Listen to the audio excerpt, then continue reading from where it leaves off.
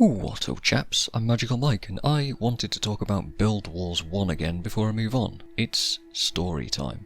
I appreciated the huge support on the last video by the way, so thanks a lot for the comments, and it's really cool to know that the community extends so far, even after all these years. I appreciate the likes too, cheers. It's clear that there's a desire for videos still. So I've been playing the game an absolute ton over the last few months. I got much more into it than I thought and ended up burning out a little bit. Which is fine, it's to be expected for a game that I've played thousands of hours of, and that has nothing really that new for me to explore. The thing that brings me back so much though is the build craft. There's a reason it's often referred to as Build Wars, like I did in the intro. I absolutely love coming up with weird skill combinations to do weird specific interactions in the game. From farming a super niche enemy or area like raptor farming, to making a profession play in a strange way, like having a dervish be a main healer. I love those builds. Or just coming up with a new combination of skills that uses a less common elite as its main focus. There's a user out there with a name that I can't pronounce, Kryth, something like that, I have no idea, that has a huge amount of builds on his PvX page. You'll find him on Reddit giving a lot of helpful advice in threads all the time too. Hello if you see this. And I've been using a lot of his builds on all my characters, lots of inspired variations on all kinds of ideas. I particularly like some of the monk builds, like using Glyph of Renewal for long-lasting Seeds of Life or Perma Aegis, or the Striker's One Pet Teleport and Buffing Smiter build. Basically I could go over a lot of his builds and talk about why they're fun, but you know, just go out and try them for yourself, so I don't really need to. I however have fallen into a common trap as well. Meta. I've ranted about the idea of meta before, the most effective tactic available. I made a video talking about specifically the old duo monk meta of Unyielding Aura and Healer's Boon. You used to run these monk elites, and good players would be really cool with them and it'd be no problem, but they were often used by bad players too, and it made a world of difference.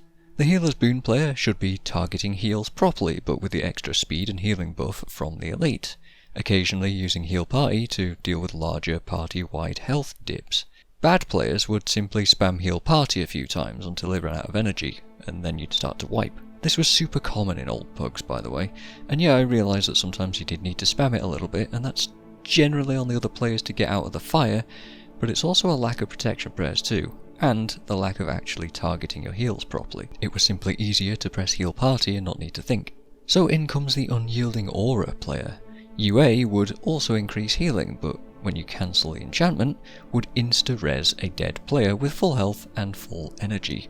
What bad players failed to do was keep people alive in the first place, so they'd simply use the res function to kind of spam Zerg Rush at enemies with as many player corpses as it took, essentially hoping that the UA could keep a team coming back from the dead while the HB spammed Heal Party enough times to keep the party alive long enough to kill those mobs.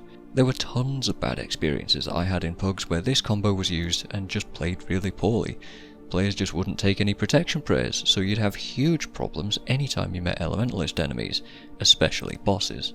You don't realise just how dangerous a single lightning bolt is until it hits a teammate for over 300 damage. Protective Spirit never left my bar as a monk player for that reason, but it seemingly did for most other average monk pugs. Anyway, I made a ranty video many years ago talking about that meta and being generally quite over it. It wasn't really the meta that was the issue back then, it was just players' lack of understanding of it and the misuse of those skill bars. The meta was amazing for good players, but more average players should really probably have taken to using safer builds. This has actually been a problem in Guild Wars 2 endgame for years as well, high intensity builds being too difficult for some people to execute, and low intensity alternatives often seen as just weak or inferior. Back on topic though, I've optimised the fun out of Guild Wars 1 for myself again, that classic problem. It's just that meta stuff gets a bit too samey to play, and going back to slower builds, even though they might be more fun, feels a bit boring because you're clearing the content much more slowly. And since the content itself starts to feel much more samey, because vanquishing is vanquishing and you're just killing stuff, you start to see the problem. I've spent the last couple of months of play optimising the 7 hero Mesmerway team build for a few of my characters. This actually costs quite a bit of gold since you're setting up so many heroes with so many expensive runes and insignias. I think the Mesmers alone cost like 50k each if I had to guess at this point, so that's pretty rough. but I've earned plenty of gold just doing Zacian missions, dungeons and vanquishes with less than perfect setups until I got stuff sorted. The team build that I'm using isn't exactly the same as the one that's on Wiki. I refuse to change Razza to a Mesmer, for example, and I refuse to buy a mercenary hero slot at the prices that they're asking for nowadays. But for the most part, it is pretty unchanged. I have the Soul Twister, an incredible backline support build that solves all the problems I had with the old UA HB Monk builds. Razza here swaps between carrying Strength of Honour for my melee builds, Fallback or Serpent's Quickness. Sometimes I'll give him Flesh of my Flesh, but that's kinda rare. That last skill slot can be anything, really. I have Master of Whispers as a Blood is Power healer with Spirit Transfer, sometimes Ghost Mirror Light, I'm undecided on that one. This build is such a key component of teams these days. I think most team builds have a BIP in mind, and they just spam high-powered costs and they don't really do energy management anymore. I then have a Signet of Spirits writ instead of the Necro running the same bar. I feel like Xandra runs out of energy a little more than a Necro would, but I get a much meatier splinter weapon from her runes. I know SOS isn't the most popular elite to run, I hear it gets out DPS'd by other options, but having a few more spirits to hit stuff with isn't so bad. I also gave her Blood Song, and sometimes I remove Ancestor's Rage when I'm not a melee. I then have my two Energy Surge Mesmers that run the exact same bar, because I'm often too lazy to swap stuff out per area. They're basically fine all the time anyway, I don't feel like they need power drain very often, so I just take Shatter Enchantment instead. My final two slots are taken up by an Air Ellie, and either a Support Minion Master, another Ellie, or a Smiting Monk with some Paragon support skills. The first Ellie runs Blinding Surge, Thunderclap or Glimmering Mark for a little extra crowd control and DPS. I slap Recovery on the end for condition management, or sometimes Fall Back or some random support skill and just leave it alone. The second Ellie, which I only really use when there's no corpses for the Necro, is actually a stand-in Illusion Mesmer running an Ineptitude build. It's surprisingly effective for negating a ton of damage, and even without fast casting to dial down the cooldown of the elite, it's still able to pump out quite a lot of damage too. Sometimes I'll slot in Vec with an Ether Renewal healing build, but mostly I've only really used him in place of my SOS writ in Slaver's Exile, because I play the spirit build for killing Duncan and myself. The MM, in most cases where corpses are available, is mostly for support. Livia carries Fallback and Incoming as her elite to keep party speed up, because Guild Wars 1 travel time can feel a bit slow. She has Stand Your Ground when I'm not playing a Paragon, Putrid Bile and Putrid Explosion for AoE damage, and carries a small army of Bone Fiends with her too. Sometimes I'll swap Incoming for Order of Undeath, which does a lot of damage when the minions get involved in the fight, but it's often unnecessary, and the loss of Incoming is often felt. The Smite Monk also replaces the MM when it's an undead heavy area that has no corpses, and has a bunch of support skills that are shared on the build too, plus some smiting holy damage and hex and condition removal on top. Pretty basic, but since the MM is a flexible slot anyway, Smite Monks are surprisingly decent, unless they drop Ray of Judgment on moving enemies, which happens a lot, actually. And that's the whole team, with only a few skill swaps here and there between characters and situations. So then I found myself with the same hero team on 3 of my characters that I was progressing Guam with.